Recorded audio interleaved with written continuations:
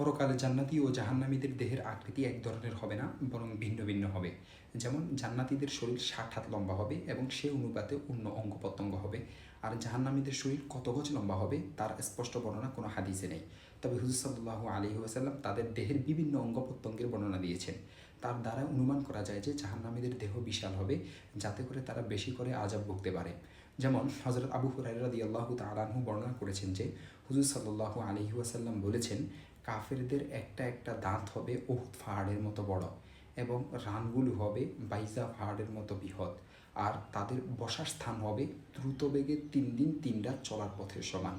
হযরত ইবনে ওমর রাদিয়াল্লাহু তাআলা আনহু থেকে বর্ণিত আছে, হুজুর সাল্লাল্লাহু আলাইহি ওয়াসাল্লাম ইরশাদ করেন, কাফিরদের জিহ্বা হবে যা টেনে 3 মাইল অথবা 6 মাইল পর্যন্ত লম্বা করা যায় এবং বিছানো যাবে, মানুষ তার উপর দিয়ে পায়ে হেঁটে চলাচল করবে। হযরত আবু হুরায়রা রাদিয়াল্লাহু তাআলা আনহু থেকে অন্য একটি বর্ণনা এসেছে, হুজুর সাল্লাল্লাহু আলাইহি ওয়াসাল্লাম বলেছেন, কাফিরদের চামড়া মোটা হবে 42 হাত, দাঁত হবে উহুদ পাহাড়ের মতো, বসার স্থান হবে মক্কা হতে মদিনা পর্যন্ত পথের যে দূরত্ব রয়েছে এমন। দেখতে পারেন ফতুয়াই আজিজি 30 নং পৃষ্ঠা এবং তিরমিজি শরীফ 2 নং খণ্ড 85 নং পৃষ্ঠা এবং হায়াতে আদম 50 নং পৃষ্ঠা।